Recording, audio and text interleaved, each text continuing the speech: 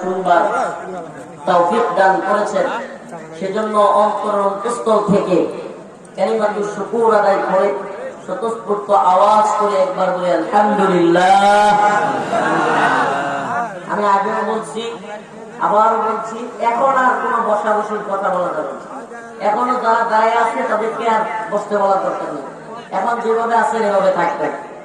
আমি আপনাদের সামনে একটা আয়াতে কারিমা তিলাওয়াত করেছি এবং আজকে আলোচনার বিষয়বস্তু নির্ধারণ করেছি ইসলামে নারীদের অধিকার এবং অধিকারের নামে পাশ্চাত্যের চাপিয়ে দেওয়া নারীবাদী এজেন্ডা।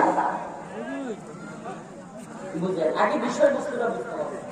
ইসলামে নারীর অধিকার এবং বর্তমান সময়ে পশ্চিমাদের চাপিয়ে দেওয়া নারীর অধিকারের নামে পশ্চিমা এজেন্ডা, এটা হলো আজকের আলোচনার বিষয়। এই আলোচনাটা আমি আপনাদের সামনে এই বিষয়টা কেন টানলাম, সাম্প্রতিক বাংলাদেশে আপনারা যারা সচেতন নাগরিক একটু খোঁজ খবর রাখেন,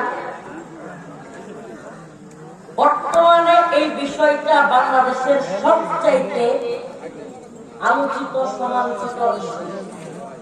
বর্তমানে এই বিষয়টা খুবই গুরুত্বপূর্ণ একটা বিষয়, আলোচিত সমালোচিত।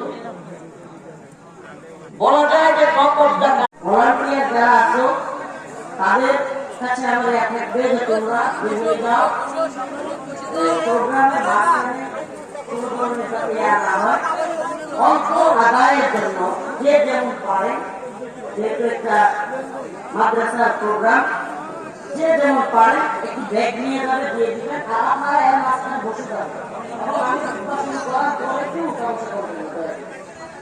এর মাঝখানে কোথায় জি ভলান্টিয়ার ভাই যারা আছেন আলোচনা শুরু করে দেওয়া হবে। এরপরে